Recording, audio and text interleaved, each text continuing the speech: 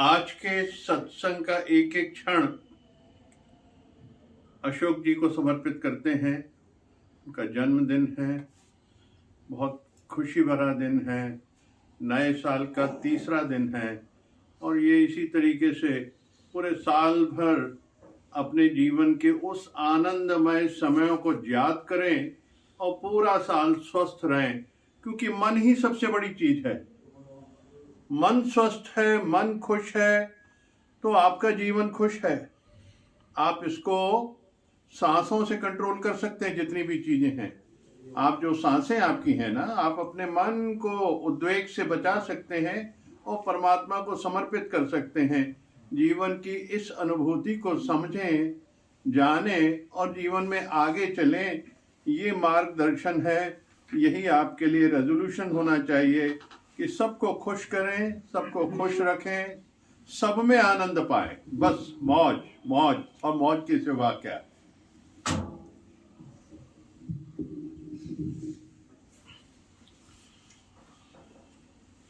किसी ने हमारा अपमान किया तो मैं उसकी गलती बताकर उसको कम देखूं, यानी मैं उसकी अगर गलती बताता हूं तो यानी मैं उसको कम देखता हूं। क्या मैं उसको कम देखूं? किसी ने हमारा अपमान किया तो मैं भी उसकी गलती बताकर उसको कम देखूं, यानी मैं और वो तो बराबर हो गए। मैंने क्या किया जो मैं उसकी गलती देख सकता हूं? मेरी क्या पावर है, मेरे अंदर क्या ताकत है कि मैं उसकी गलती देख सकता हूं? मैं भी तो वही कर रहा हूं। अपने आप को समझो, इसको समझो।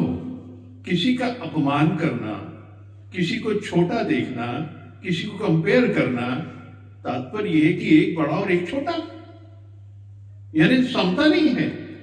ये सम्यक ज्ञान का निशानी नहीं है, क्योंकि तुम जिस ज्ञान में चल पड़े वो है सम्यक ज्ञान। समता का भाव, वननेस, सब में अपना स्वरूप देखना, क्योंकि सब जगह मैं ही तो मौजूद हूं। और कौन है? कोई नहीं है, सब जगह मैं ही मौजूद हूं। तो इसीलिए किसी ने हमारा अपमान किया तो मैं भी उसकी गलती बताकर उसको क्या कम देखूं? देखिए, ये सारी चीजें प्रारब्ध से जुड़ी हैं। मान, अपमान, लाभ, हानि और शरीर की बीमारी और शरीर का जाना और आना, ये सब हमारी प्रारब्ध से जुड़ी हुई चीजें हैं। कहीं मान मिला जी भर भर के, अपमान हुआ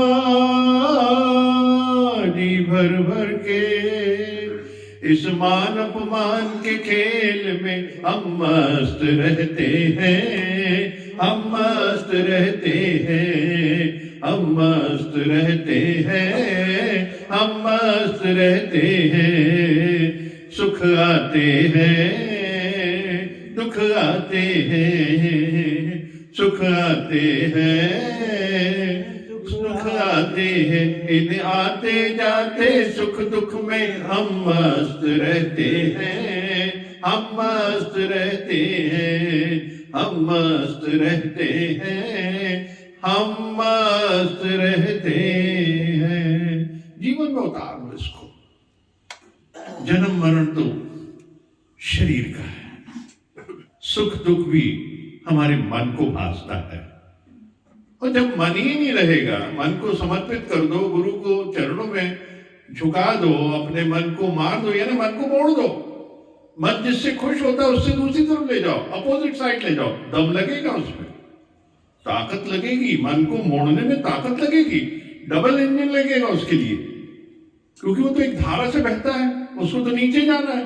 और नीचे जाती हुई चीज को ऊपर उठाने के लिए यंत्र चाहिए, और ज्ञान में है तो उसको मंत्र चाहिए।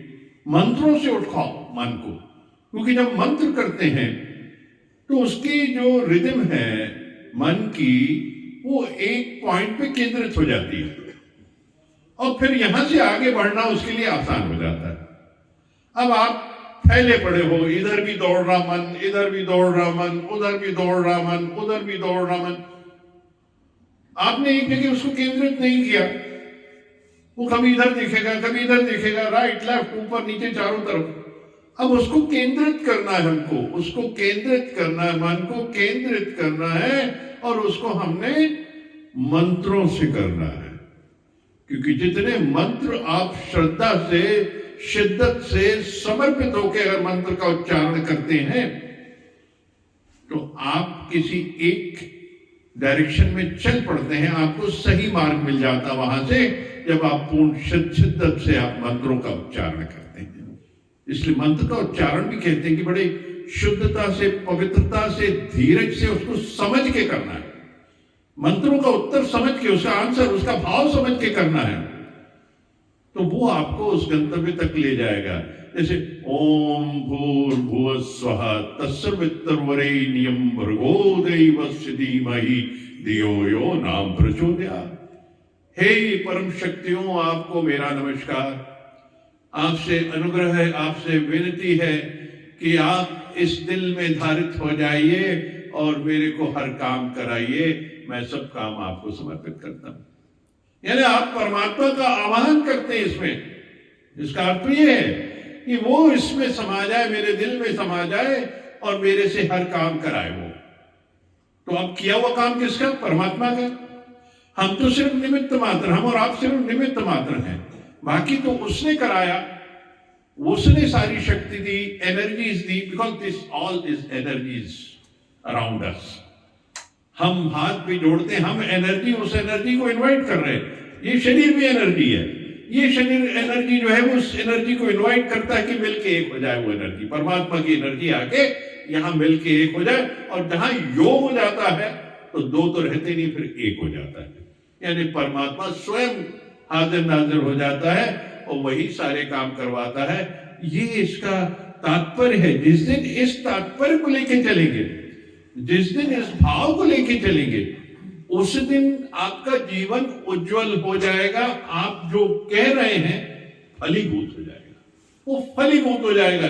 जब आप ये इस बात को भाव में रख के, अंदर महसूस करके इसको करते हैं, तो वो चीजें फलीभूत हो जाती है। इसका बड़ा, हर जैसे शिव जी का मंत्र है, ये सारे मंत्रों को हम समझते हुए करें सारी चीज।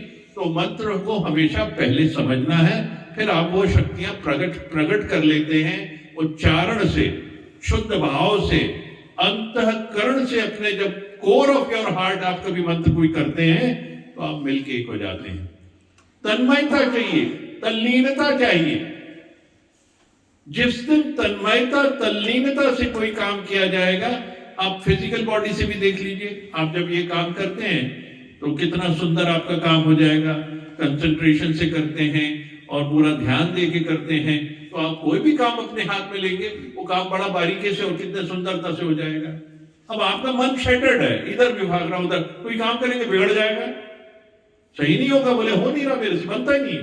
कारण क्या है कि आपके अंदर कंसंट्रेशन नहीं, किसी भी चीज के प्रति लगाव करके उसे, मेरे पास चाहे जो भी काम है, मैं जो भी काम करता हूं, मेरी तन्मयता से करना है। मोची का काम किस तरीके से सिलता है, देख के ध्यान से उसको, शूज की सिलाई करता है, कितना सुंदर सिल के दे देता है।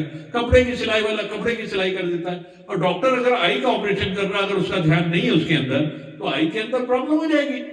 पिन बिल्कुल बिल्कुल सटीक, कितने mm काटना है और कितने mm में वो इंसर्ट कर देना लेंस को। तन्मयता से चाहिए, उस समय मेंटल पीस चाहिए है, हर काम के अंदर मेंटल पीस चाहिए है, सद्भावना चाहिए, उच्च विचार चाहिए, परमात्मा को समर्पित होकर करना कि जो काम मैं कर रहा हूं परमात्मा को समर्पित होकर कर रहा हूं, तो वो काम और सुंदर होता जाएगा। आप देखें ना, आजकल तो बहुत आध्यात्म में चल पड़े हैं, अच्छे अच्छे डॉक्टर्स हैं, वो पहले प्रभु को नमस्कार करते हैं, प्रभु मैं तो कुछ भी करने लायक नहीं हूं, आप ही जो है मुझसे कराएंगे और हर चीज आप कराएंगे तो बस हर चीज उत्तम ही होगी। मेरा आपको नमस्कार, मैं आपको प्रणाम करता हूं, आप मेरे में समा जाइए और मुझसे हर कार्य कराइए। 100% रिजल्ट है उनके, उन डॉक्टर्स के। तो जब हम समर्पित होके कोई काम करते हैं अपने गुरु को, अपने ईश को, और हम कोई भी काम करेंगे तो बिल्कुल उत्तम और उत्तमता से परिपूर्ण होगा वो सारा काम। इसलिए ध्यान देना जरूरी है इसलिए छोटी छोटी बातों में नहीं जाना है, मान अपमान में नहीं जाना है, लाभ हानि में नहीं जाना है। मुझे अपने काम पे कंसंट्रेशन है। जीत हार पे मुझे कोई मतलब नहीं, मैं पास हूं या फेल हूं कोई मतलब नहीं। मेरा समर्पण और मेरी बिल्कुल शिद्दत से किसी काम को करना है, वो मेरी सक्सेस है। मेरी जीत उसी में है कि मैं तल्लीनता से, तहे दिल से अपने काम को करता हूं और कर रहा हूं और करता रहूंगा। वो मेरी जीत है। वो सक्सेस रेट वो कहलाता है जहां मैं अपनी तन्मयता से कोई काम करूं, शिद्दत से, किसी काम को छोटा ना समझूं। हर काम जिसको मैं कर रहा हूं, अगर मैं सत्संग हॉल का काम कर रहा हूं तो एक एक चीज जमी होनी चाहिए, प्रॉपरली सिस्टमेटिक होनी चाहिए। हर आदमी के लिए उतनी व्यवस्था हो जो आपके लिए व्यवस्था है। नीचे से ऊपर आते तक सिर्फ हरिओम और हरिओम का नाद और उसके अलावा कुछ नहीं होना चाहिए।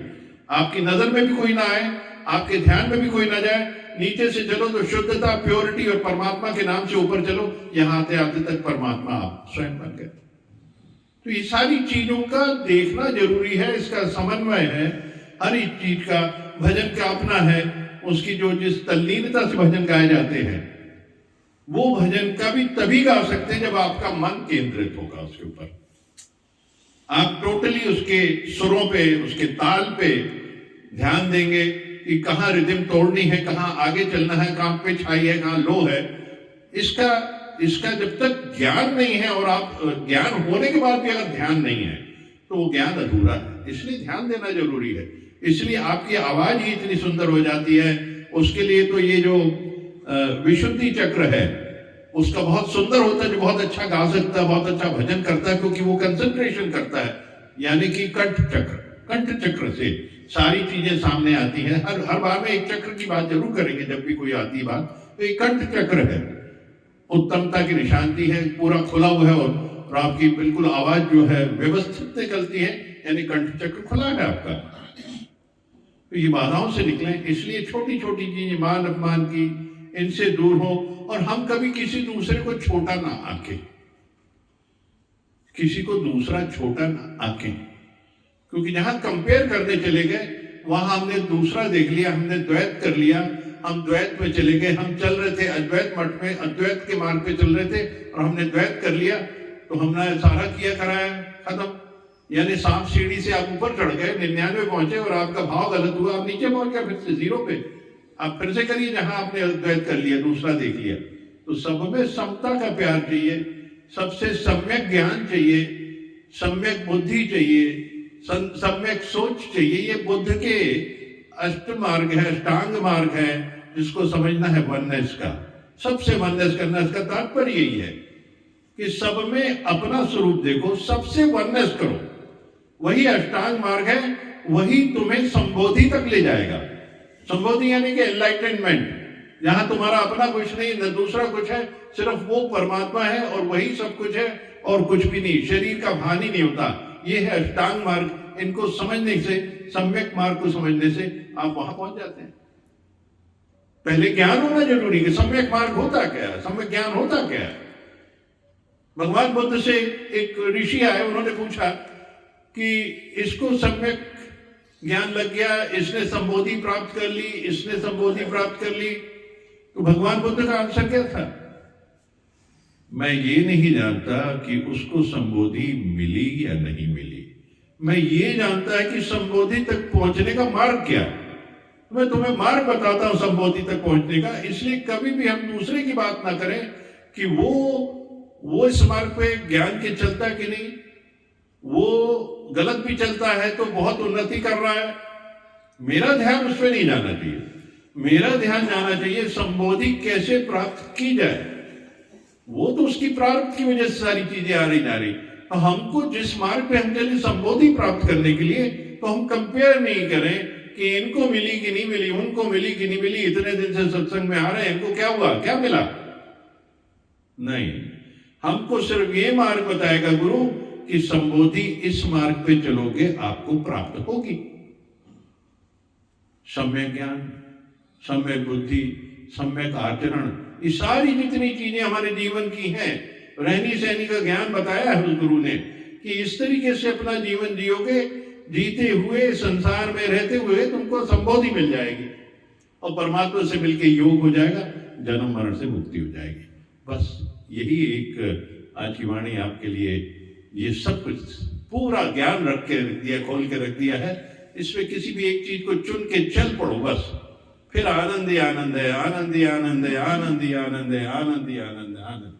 मुस्कुराते रहो, गुनगुनाते रहो, मुस्कुराते रहो, गुनगुनाते रहो, जिंदगी में जो चाहोगे मिल जाएगा।